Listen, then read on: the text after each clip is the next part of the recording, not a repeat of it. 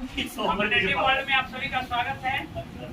आते हैं क्षेत्रमिति पर। इससे पहले हमने त्रिभुज के विभिन्न प्रकार पर चले थे, लेकिन उससे पहले हमको लगता है त्रिभुज का क्षेत्रफल बाकी रह गया था। तो हम आते हैं त्रिभुज के क्षेत्रफल पे। मेनली वैसे प्रकार वाइज अलग से क्षेत्रफल पर आएंगे, लेकिन जो वैसा फॉर्मूला जो किसी भी प्रकार के त्रिभुज पर लागू होता है उस दो फॉर्मूला पर हम चलेंगे। पहले जैसा पिछले वीडियो में भी हमने बताया था, त्रिभुज का क्षेत्रफल बराबर होता है 1/2 इंटू बेस और इंटू हाइट, यानी 1/2 गुने आधार गुने ऊंचाई। यहाँ केवल आपको याद रखना ये है कि आधार कौन है और ऊंचाई कौन है, ये आप ध्यान रखिएगा। ऐसा नहीं कि ये एक त्रिभुज है, इसका आप किसी एक को बेस मान लीजिएगा और किसी एक को हाइट मान लीजिएगा। Height only measured on the basis of when that intersect the other side at the angle of 90 degree। यदि कोई साइड, इसको यदि हम बेस मानते हैं तो इस पर 90 डिग्री एंगल बनाते हुए जो साइड जाएगा उसी को केवल हाइट कहते हैं। यदि 90 डिग्री, यदि यह कोण हम कह सकते थे कि 90 है तो बेशक इसको हम हाइट मान सकते थे, लेकिन ये 90 डिग्री नहीं है तो ये हाइट नहीं होगा। बेस तो हम किसी को ले सकते हैं, इसको ले सकते हैं, इसको ले सकते हैं, इसको किसी को बेस ले सकते हैं, लेकिन बेस पे 90 डिग्री बनाते हुए और ऊपर के वर्टेक्स को टच करे उसी को हाइट कहते हैं। ये 90 डिग्री बना रहा है तो इसको हम हाइट कहेंगे, और इसको जिसको ये इंटरसेक्ट कर रही है, जिसको ये काट रही है, इसको हम बेस कहेंगे। बस इतना ही याद रखना है और ये हो जाएगा तो ये फॉर्मूला लगा देंगे। लेकिन वैसे केसों में जहाँ ये दिया रहे हाइट यदि दे दे, क्वेश्चन में ही हाइट दे दे कि हाइट इतना है और बेस इतना है, तो बस सिंपल इस फॉर्मूला पर डाल देंगे। लेकिन त्रिभुज की तीनों भुजाओं की लंबाई, कई ऐसे केसेज भी होंगे जिसमें तीनों भुजाओं की लंबाई आपको दे देगा। जैसे ये दे दे 3, 4 और 5 सेंटीमीटर। अब कहेगा कि इसका आप क्षेत्रफल निकालिए, तो कैसे निकालेंगे? तो इसके लिए एक अलग से स्पेशल फॉर्मूला आता है जिसको हीरोन्स फॉर्मूला बोलते हैं। Area of triangle from Heron's formula.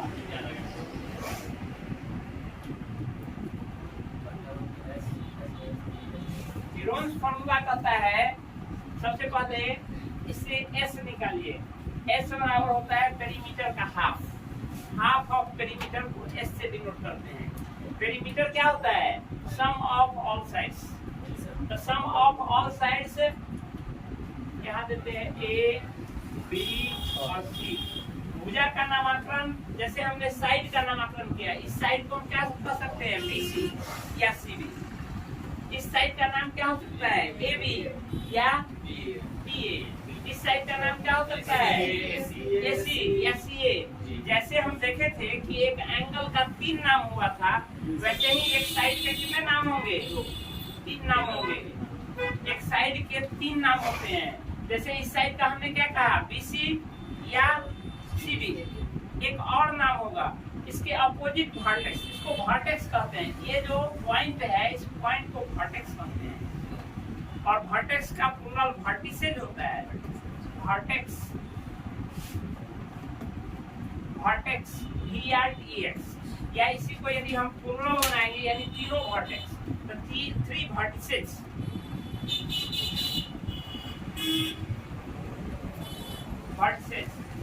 तो इस साइड का, इस BC साइड के अपोजिट वर्टेक्स कौन है? इसमें वर्टेक्स कितने हैं? वर्टेक्स A है, वर्टेक्स B है और वर्टेक्स C है। 3 वर्टिसेज हैं। इस 3 वर्टिसेज में इस साइड BC का अपोजिट वर्टेक्स कौन है? अपोजिट मतलब सामने होगा A। वर्टेक्स A जो है इस साइड BC का क्या है? अपोजिट साइड है, अपोजिट वर्टेक्स है। तो इस साइड को हम 3 ढंग से इसको डिनोट कर सकते हैं। साइड BC ये, या फिर BC CB, या फिर ये तीनों एक ही चीज है। अपोजिट को स्मॉल लेटर से डिनोट कर देते हैं, वो भी एक साइड का रिप्रेजेंटेशन है। यह साइड A है, यह साइड क्या है? ये AC जो है, AC या CA को हम क्या लिख सकते हैं? B, या फिर अपन बचा ये बचा AB। AB या BA या इसको C, ये तीनों साइड हो गया। ये तीनों एक ही साइड है, ये तीनों एक ही साइड है और ये तीनों त्रिभुज के 3 साइड होते हैं। तो हम ABC से भी डिनोट कर सकते हैं। ABC से क्या हुआ, ये आपका A साइड हुआ, ये B साइड हुआ और ये C साइड हुआ, ठीक है। तो उसी को हम यहाँ डिनोट करते हैं S = A + B + C / 2। Means क्या हुआ, A + B + C तो पेरीमीटर होता है, ये तो हम जानते हैं। किसी भी, चाहे वो ट्रायंगल हो या फिर क्वाड्रिलेटरल हो, कोई भी हो, चाहे हेक्सागोनल हो, कुछ भी होगा, उसके सभी साइड के सम को सम कर देंगे, सभी साइड को जोड़ देंगे तो क्या निकाल देगा, पेरीमीटर निकाल देगा। यहाँ हम पेरीमीटर में 2 से भाग दे देंगे, हाफ कर देंगे तो वो क्या निकलेगा, S निकलेगा। अब एरिया ऑफ ट्रायंगल, पहले तो S निकाल देंगे। S निकालने के बाद एरिया ऑफ ट्रायंगल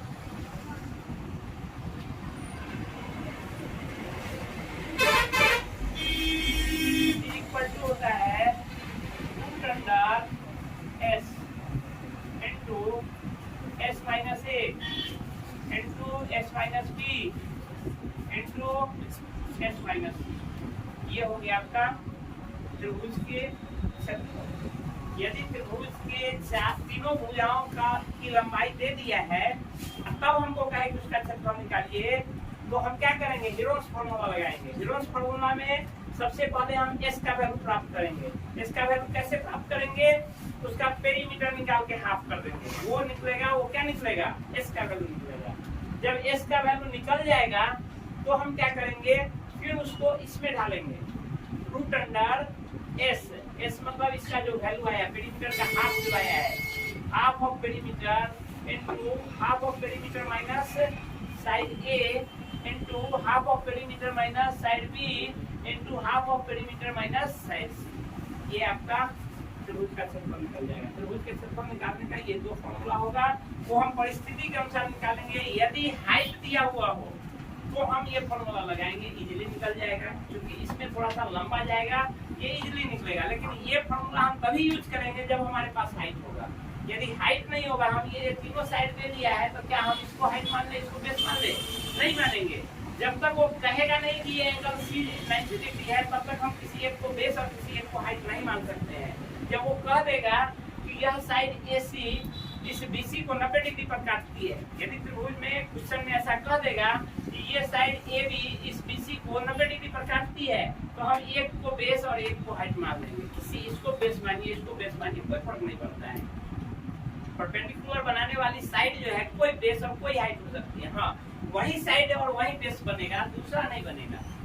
वही बेस और वही हाइट बनेगा, उसी 2 भुजाओं में से। इसको हम बेस मान ले, इसको हाइट मान ले, या इसको बेस माने, इसको हाइट मान ले, कोई फर्क नहीं पड़ता है। क्योंकि गुना 3 × 5 करिए या 5 × 3 करिए, बात तो बराबर ही होता है। लेकिन जैसे ही यदि एंगल नहीं दिया हुआ है, तीनों साइड का मान दे दिया है सिंपल, तो आपको हर हाल में हीरोन्स फार्मूला लगाएंगे, नहीं तो गलती होने की चांस रह जाएगी, हम गलती होगी। चलिए, अब हम आते हैं त्रिभुज के प्रकार पर चल रहे थे। अब त्रिभुज विभिन्न प्रकारों में फिर अलग अलग फार्मूला से, या फिर यदि जहाँ नहीं फार्मूला अलग से होगा, वहाँ इन फार्मूला के आधार पर, हीरोन्स फार्मूला के आधार पर या इस फार्मूला के आधार पर उसका निकालेंगे। जैसे एक इक्विलेटरल ट्रायंगल का अलग से फार्मूला है।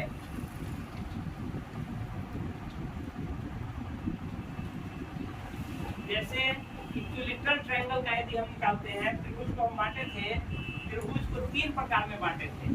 पहला समबाहु त्रिभुज,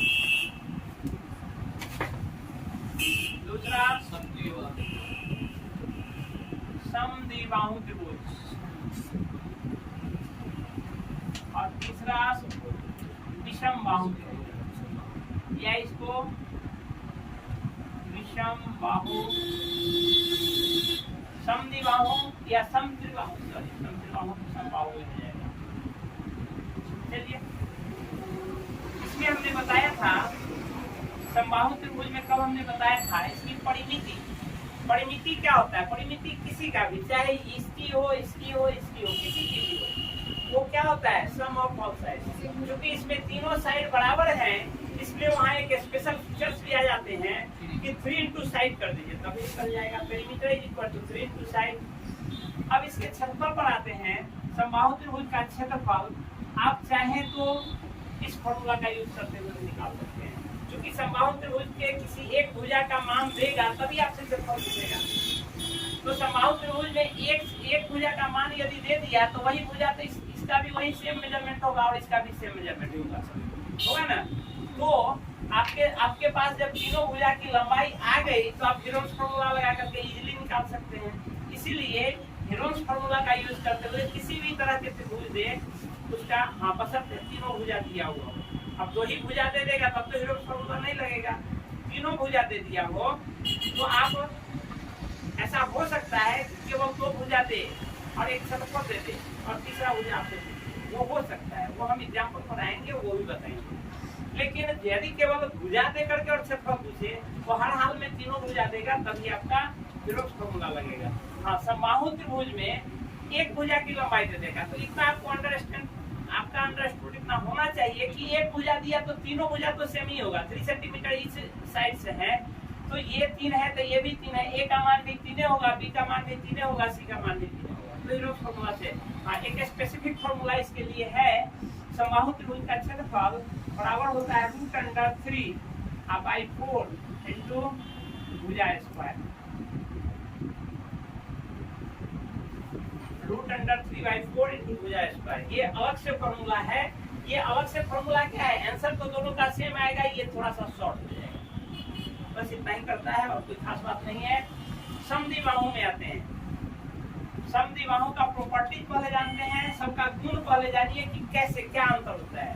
जैसे हमने बताया समबाहु त्रिभुज की प्रॉपर्टीज क्या है। समबाहु त्रिभुज का गुण क्या है? तीनों साइड्स बराबर होंगे, बस तीनों एंगल बराबर होंगे और प्रत्येक एंगल का वैल्यू भी फिक्स होगा। कितना? 60 डिग्री। वैसे ही समद्विबाहु तो नाम से ही पता है कि दो भुजा बराबर होंगे।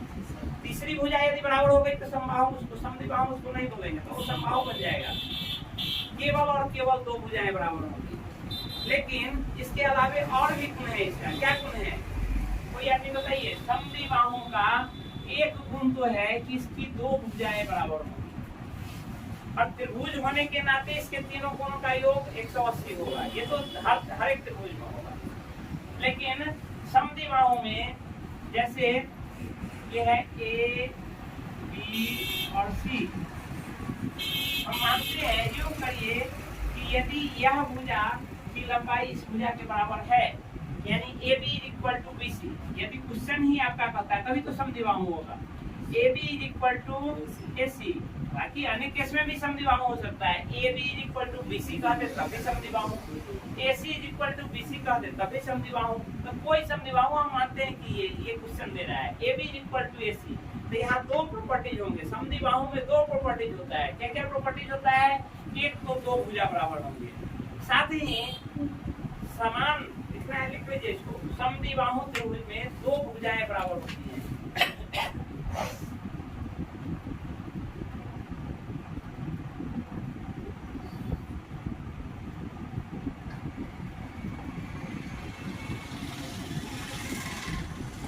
दूसरा मेन प्रॉपर्टी जिसका है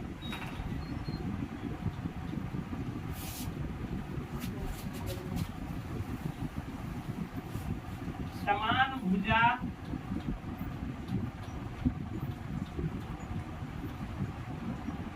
तीसरी भुजा के साथ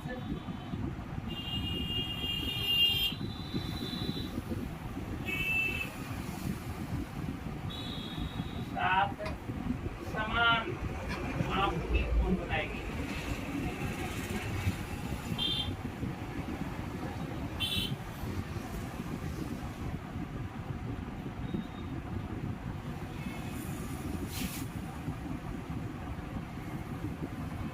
पहले लिख लीजिए समान भुजा तीसरी भुजा के साथ समान माप की कोण बनाती है। इसको समझिए ऐसे कि जैसे हमने यहाँ एग्जांपल दिया है ए बी और ए सी समान माप की दो भुजाएं, तो उसके अलावे तीसरी भुजा कौन है? तीसरी भुजा यहाँ बी सी है। ए बी और ए सी तो समान है, तीसरी असमान भुजा कौन है? बी सी है।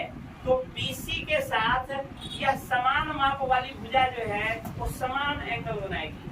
कहने का यह मतलब इस भुजा के साथ यह ए बी यहाँ पे एंगल बना रहा है और इस बीसी भुजा के साथ ये समान माप वाली AC यहाँ पे एंगल बना रहा है। यहाँ का एंगल यदि x डिग्री होगा तो यह एंगल भी x डिग्री ही होगा। यह निश्चित नहीं है कि ये 60 डिग्री होगा, 50 डिग्री होगा, 30 डिग्री होगा, यह निश्चित नहीं है, वो कुछ भी हो सकता है। लेकिन जितना एंगल यहाँ बनाएगा इसको आधार भुजा कहते हैं। समान माप के अलावा तीसरी भुजा जो है उसको आधार भुजा कहते हैं। और समान माप वाली भुजा आधार भुजा के साथ आधार पर बनाई गई कोण समान माप की बनाती है। जो दो भुजा बराबर होगा, यदि ये बराबर रहता है तो ये एंगल इस एंगल के बराबर होता है। यदि ये और ये दोनों बराबर होता तो ये एंगल इस एंगल के बराबर होता है। यानी तीसरी भुजा पर बना दोनों कोण बराबर होता है। जो असमान भुजा है उस पर बना दोनों अंतः कोण बराबर होता है। याद रखिएगा। समझ में आया सबको कि नहीं आया? समद्विबाहु त्रिभुज में असमान भुजा जो है उसका उस पर बना दोनों अंतः कोण समान होता है। समद्विबाहु त्रिभुज में असमान भुजा पर बना दोनों अंतः कोण, असमान भुजा यहाँ कौन है? ये असमान भुजा है। इस पर बना अंतः कोण, दो अंतः कोण, ये एक ये होगा और एक ये होगा, ये दोनों हमेशा बराबर होगा। अब इसके लिए कोई स्पेशल इसका परिमिति तो वही हो जाएगा 2a + a, वो करिएगा उससे अच्छा है side sum of all sides कर दीजिए, सम ऑफ ऑल साइड्स कर दीजिए। इसमें हाँ ये जरूरी है कि आप इसमें दुइये वो भुजा दे देगा, कहेगा समान भुजा की लंबाई 3 सेंटीमीटर है और समान भुजा की लंबाई 4 सेंटीमीटर है, तो इसका परिमिति निकालिए। तो समान भुजा की लंबाई 3 सेंटीमीटर है, इसका मतलब एक 3 और दूसरा भी 3 होगा, इसका 3 + 3 + 4। तो परिमिति के लिए अलग से फॉर्मूला नहीं है और क्षेत्रफल के लिए भी अलग से फॉर्मूला नहीं है। सेम हीरोस फॉर्मूला का यूज करते हुए निकाल लीजिए, या फिर इसमें अलग से आपको ये ऊंचाई दे देगा तो ऊंचाई का यूज करते हुए फॉर्मूला का यूज करते हुए निकाल लीजिए। बस ये हो गया। तीसरा विषमबाहु त्रिभुज। विषमबाहु त्रिभुज में कोई भी भुजा बराबर नहीं होती है। आपस में कोई भी भुजा बराबर नहीं होती है।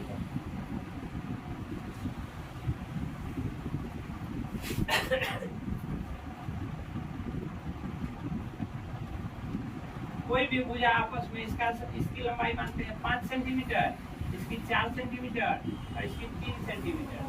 तो यह एक क्या है? विषमबाहु त्रिभुज। विषमबाहु त्रिभुज में तीनों भुजाओं की लंबाई 3 होती है। उसका perimeter sum of all sides कर देंगे और साथ में फॉर्मूला, यदि इसका क्षेत्रफल निकालना होगा तो इन दो फॉर्मूला में से जो दिया हुआ होगा, यदि हाइट दिया होगा तो इसका यूज करते हुए, अदरवाइज इसका यूज करते हुए उसका क्षेत्रफल निकालेंगे। अब आते हैं हम, ये तो हो गया आपका किसके आधार पर चले थे? त्रिभुज का वर्गीकरण भुजा के आधार पर, 3 प्रकार का त्रिभुज। अब आते हैं त्रिभुज का वर्गीकरण कोण के आधार पर। कोण के आधार पर जब हम वर्गीकरण करेंगे तो भी 3 प्रकार के त्रिभुज होंगे। कौन कौन?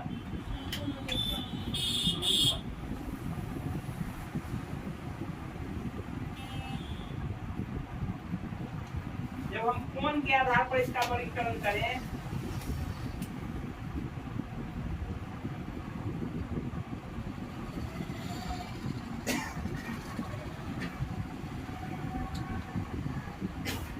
तो भी 3 तरह के त्रिभुज होते हैं। पहला न्यूनकोण त्रिभुज,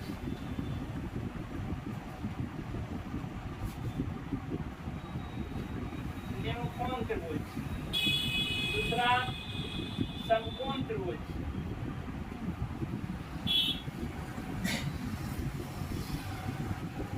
और तीसरा अधिककोण त्रिभुज।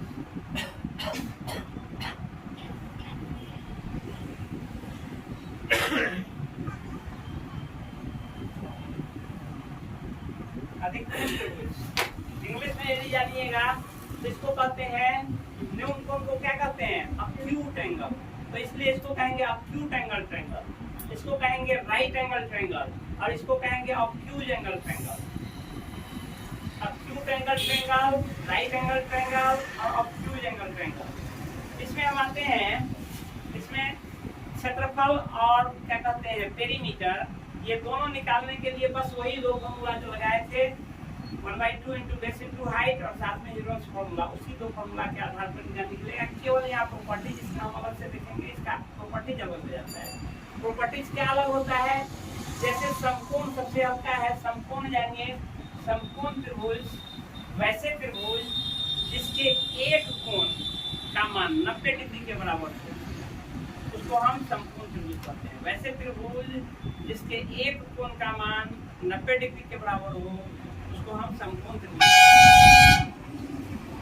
अर्थात यह त्रिभुज इसमें एक कोण का मान, यह कोण क्या है 90 डिग्री है, तो यह क्या हो गया समकोण त्रिभुज हो गया। समकोण त्रिभुज में कुछ एक्स्ट्रा कोण भी है, उस कोण को पढ़ते हैं हम। इसमें समकोण बनाने वाली भुजा, इसको हम राइट एंगल ट्रायंगल कहते हैं या समकोण त्रिभुज कहते हैं, राइट एंगल ट्रायंगल या समकोण त्रिभुज कहते हैं। समकोण त्रिभुज में हर हाल में एक एंगल, दो एंगल नहीं, त्रिभुज में टोटल 3 एंगल होते हैं। क्या किसी समकोण त्रिभुज में 2 एंगल 90 डिग्री हो सकते हैं? नहीं, क्यों नहीं? दो ही मिलकर 180 हो जाएगा, यदि तीसरा एंगल क्या 0 डिग्री होगा तभी तो एक त्रिभुज होगा। लेकिन जैसे ही तीसरा एंगल 0 डिग्री हुआ है, इसका मतलब दो साइड ऐसे और ये ऐसे, यानी ओपन क्षेत्र हो जाएगा। 90 डिग्री दो कब पूरेगा, ये 90 और ये 90, अब तो यह 90 और यह 90, अब तो ये ओपन क्षेत्र हो गया। तो ये त्रिभुज बना कहाँ, ये आपस में तो घिरा ही नहीं, एक दूसरे पर मिला ही नहीं तीनों साइड, तो इसलिए ये त्रिभुज का निर्माण नहीं करेगा। इसलिए कहते हैं कि किसी त्रिभुज में राइट एंगल ट्रायंगल में एक ही कोण 90 डिग्री का मान होगा। दोनों कोण, दो कोण का मान 90 डिग्री नहीं हो सकता है, केवल और केवल एक कोण का मान 90 डिग्री हो सकता है। इसका कुछ स्पेशल प्रॉपर्टीज है, हम उसको जानते हैं। 90 डिग्री बनाने वाले दो भुजा AB और BC, ये दोनों एक दूसरे को 90 डिग्री पर काटते हैं। तो AB और BC में से किसी एक को आधार और दूसरे को लंब कर सकते हैं या हाइट कर सकते हैं। यदि इसको हम BC, ये जरूरी नहीं है कि BC ही आधार हो, यही बेस हो, ऐसा जरूरी नहीं है। और ये हाइट, यदि यह बेस होगा तो यह हाइट होगा, और यदि इसको बेस मान लेंगे तो ये हाइट हो जाएगा। दोनों में से किसी को बेस किसी को हाइट मान सकती है। जरूरी नहीं है कि नीचे सटा हुआ है तो बेस हो गया। क्या हम इस त्रिभुज को ऐसे नहीं पलट सकते हैं? तब तो फिर ये भुजा सट जाएगा, तो क्या उससे त्रिभुज के क्षेत्रफल को प्रभाव पड़ जाएगा? नहीं पड़ेगा, हर हाल में सेम ही रहेगा। इसको बेस मानिए या इसको बेस मानिए, कोई फर्क नहीं पड़ता है। एक को बेस मानेंगे तो दूसरे को हाइट मानेंगे। हाँ, ये निश्चित है कि 90 डिग्री बनाने वाले भुजा ही एक बेस और दूसरा हाइट होगा। 90 डिग्री नहीं बनाने वाली भुजा ये है, वो बेस नहीं हो सकता है, वो हाइट नहीं हो सकता है। समकोण त्रिभुज में ये निश्चित है कि 90 डिग्री बनाने वाली भुजा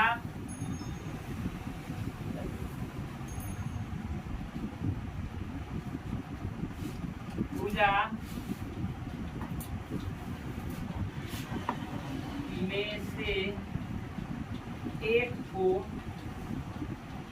आधार तथा दूसरे को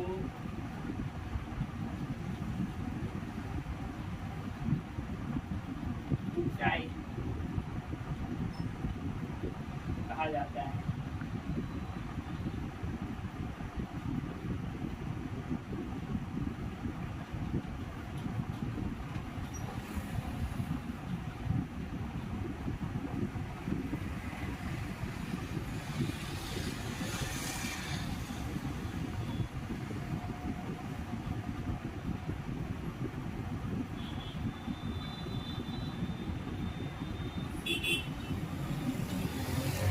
डिग्री के सामने की भुजा को कर्ण कहते हैं, हाइपोटेनस कहते हैं।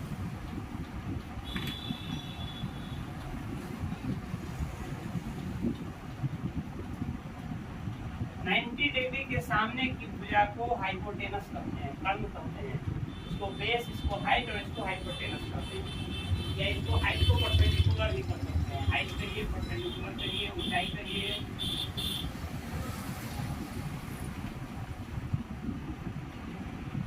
परपेंडिकुलर, हाइट परपेंडिकुलर दोनों एक को ही कहा जाता है। और कर्ण को हाइपोटेनस कहते हैं इंग्लिश में। ये बेस है।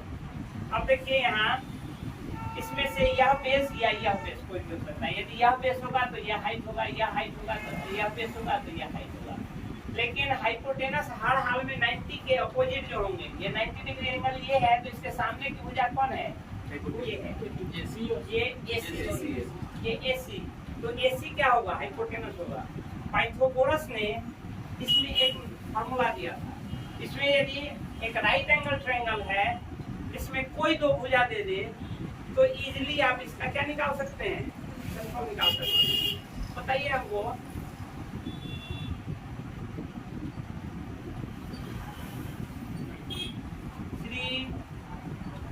और 5 इसमें से यदि आपको ये दे देगा कि बेस 4 सेंटीमीटर है और हाइपोटेनस 5 सेंटीमीटर है, या केवल सिंपल ऐसा पिक्चर खींच दे और आपको कहे कि इसके त्रिभुज का क्षेत्रफल निकालिए, तो आप निकाल पाएंगे कि नहीं निकाल पाएंगे? बेस 4 सेंटीमीटर है और हाइपोटेनस 5 सेंटीमीटर है, इसका क्षेत्रफल निकालना है। निकालना है। आप लोग अभी तक जो बताए उस फॉर्मूला, यदि ऐसा क्वेश्चन रहे, एक भुजा दे दे, ये फिगर ही दे दे, कुछ लिखे ना लिखे ये फिगर दे दे। इसमें आप देख रहे हैं कि 90 डिग्री बनाने वाली भुजा ये दोनों है, AB है और BC है। इसमें से एक का लंबाई 4 दे दिया और इसकी लंबाई 5 दे दिया है, ये हमको पता नहीं है। तो हम किस फॉर्मूला का यूज करते हुए, क्योंकि तीनों साइड को दिया नहीं है, फॉर्मूला हम लगाएंगे।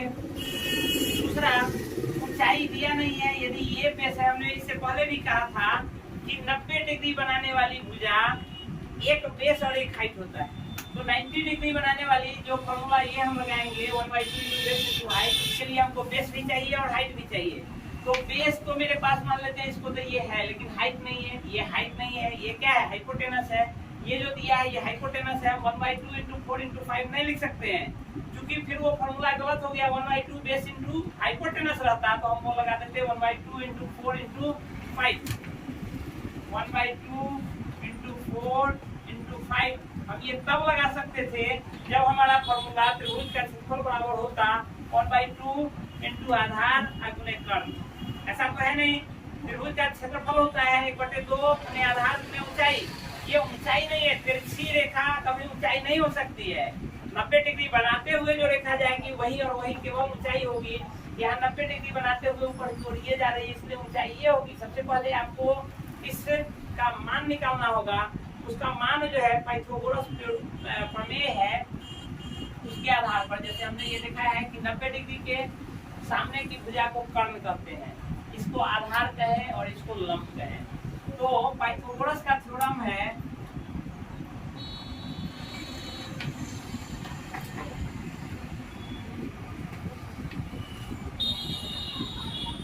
पाइथागोरस प्रमेय कहता है कि कर्ण का स्क्वायर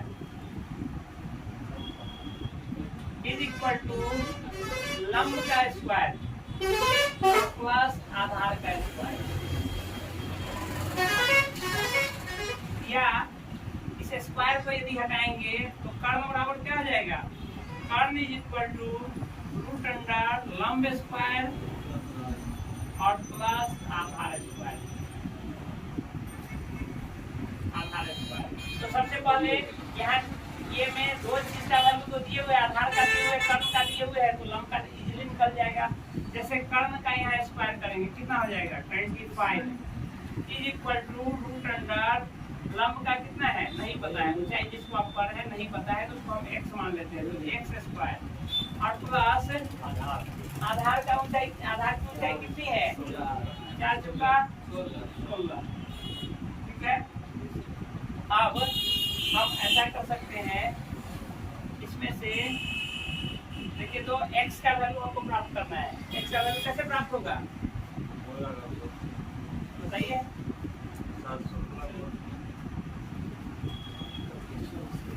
x का वैल्यू यहाँ देखिए पाइथागोरस थ्योरम से ही है, कर्ण स्क्वायर बराबर लंब स्क्वायर प्लस आधार स्क्वायर है। तो यहाँ आप दो तरह से निकाल सकते हैं। यहाँ कर्ण है ना कि कर्ण स्क्वायर है। कर्ण का वैल्यू हमारे पास कितना है? 5 है, तो ये 25 नहीं, कर्ण का जैसे ही हम यहाँ से कर्ण से स्क्वायर हटाए हैं तभी तो यहाँ जाके रूट हुआ है। तो कर्ण का स्क्वायर हटाएंगे तो ये तो 5 ही रहेगा, 25 नहीं होगा। 5 बराबर इतना हो गया। यदि हमको इसका वैल्यू निकालना है तो एक तो हम यहीं से निकाल सकते हैं या ऐसे भी है। तो यहाँ हम कर देंगे, फिर से दोनों साइड स्क्वायर करेंगे। दोनों साइड स्क्वायर करेंगे तो यहाँ 5 का स्क्वायर कितना हो जाएगा 25, और यहाँ स्क्वायर करेंगे तो ये रूट क्या हो जाएगा, समाप्त हो जाएगा। यानी 25 equal to x square plus 16। अब इस 16 को आप लेफ्ट साइड ले आइए, और एक्स स्क्वायर बराबर कितना हो गया 25 minus 16 equal to 9। So x is equal to क्या हो जाएगा प्लस माइनस 3। लेकिन क्योंकि साइड यहाँ है, किसी भी संख्या का वर्गमूल यदि निकालते हैं तो उसका वैल्यू उतना ही प्लस और उतना ही माइनस दोनों होता है। क्योंकि यहाँ ये x जो है, x त्रिभुज की एक भुजा है, और त्रिभुज की भुजा कभी ऋणात्मक नहीं हो सकती है, हमेशा जब भी होगा पॉजिटिव ही होगा। इसलिए -3 इसका वैल्यू नहीं होगा, उसका वैल्यू +3 होगा। यानी ये 3 हो गया 3 सेंटीमीटर। अब आप इजीली आप यूरोस फॉर्मूला से निकालिए, या easily 1/2 into base into height से निकालिए। 1/2 इंटू बेस इंटू हाइट निकालिए, जल्दी निकल जाएगा यूरोस फॉर्मूला। फिर जोड़ करिए, भाग दीजिए, फिर गुणा करिए, रूट में ले जाइए, रूट निकालिए। थोड़ा सा लंबा होगा लेकिन आएगा आंसर दोनों का। ओके, आधार तो मान लीजिए 4 आपके तो सर ये सब कुछ होती है आधार को इनसे बेस करते हैं। तो आधार जब 4 मानेंगे तो हाइट क्या होगा 3 होगा, और जब हम आधार को 3 मानेंगे तो हाइट क्या होगा 4 हो जाएगा। तो हम 1/2 इंटू 3 इंटू 4 करें, या 1/2 इंटू 4 इंटू 3 करें, क्या आंसर अलग अलग होगा, सेम होगा। तो इसलिए किसी को बेस किसी को हाइट मान सकते हैं, हमारा क्षेत्रफल उतना ही होगा। हाँ, इसमें आप ये कंफ्यूज नहीं होंगे कि हाइपोटेनस को आप हाइट मत मान लीजिएगा। हाँ, यही वो करिएगा वो गलत होगा, बस यही कंफ्यूजन होता है। चलिए, तो ये हो गया आपका किसका समकोण त्रिभुज के क्षेत्र में। समकोण त्रिभुज के क्षेत्र में आप एक स्पेशली याद रखेंगे कि समकोण त्रिभुज में एक कर्ण होता है और दूसरा लंब और आधार होता है। तो कर्ण के साथ इसका रिलेशन याद रखेंगे, और उसमें यदि एक 2 भुजा दे दिया तो तीसरी भुजा पाइथागोरस थ्योरम के हेल्प से आप निकाल लेंगे, वो आपका आ जाएगा। अब आते हैं न्यूनकोण त्रिभुज और अधिककोण त्रिभुज। न्यूनकोण त्रिभुज जो होता है, कोई एक त्रिभुज है जिसके कितने कोण, न्यून कोण कहते ही है लेस देन 90 डिग्री। वैसा कोण जिसका वैल्यू 90 से कम हो उसको न्यून कोण कहते हैं, एक्यूट एंगल कहते हैं। तो वैसा त्रिभुज जिसमें कितने कोण का मान 90 से छोटा हो, कितने कोण का मान 90 से छोटा हो, 1 कोण 2 कोण या 3 कोण। ऐसे त्रिभुज जिसमें कितने कोण का मान 90 से छोटा हो उसको न्यूनकोण त्रिभुज कहते हैं। 1 कोण 2 कोण 3 कोण, 3 कोण ही होता है, 3 कोण से अधिक तो होता नहीं है। तो वैसे त्रिभुज जिसमें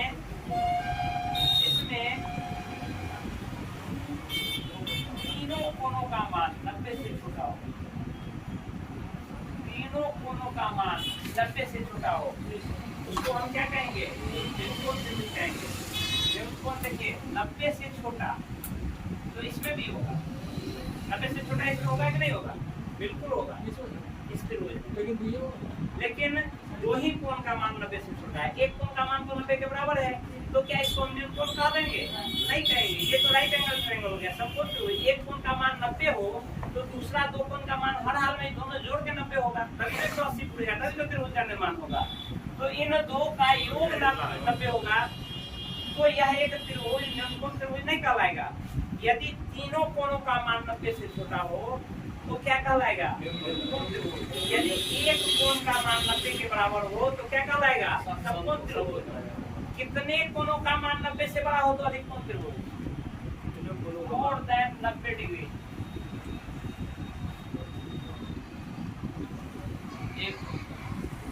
कितने कोण का मान 90 से अधिक होगा तो उसको हम अधिककोण त्रिभुज कहेंगे।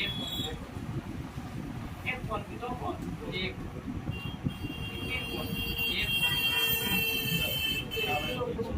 कोण, एक कोण का मान 90 से बड़ा। जैसे ही एक कोण का मान, यदि हम 2 कोण मान लेते हैं कि 2 कोण का मान 90 से बड़ा, दो कोण बना मिला करके तो 90 गुना 180 से अधिक 2 ही मिला के हो गया।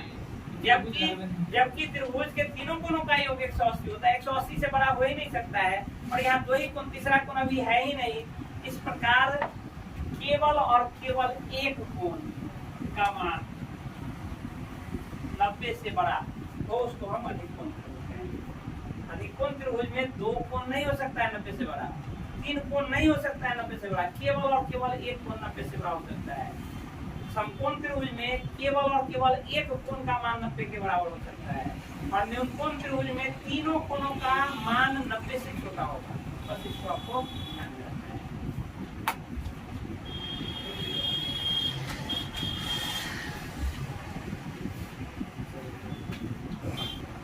अगले क्लास में आज त्रिभुज का सारा प्रकार, उसके प्रॉपर्टीज, उसकी परिमिति, उसका क्षेत्रफल हो गया। अब अगले क्लास में हम लोग चलेंगे चतुर्भुज में।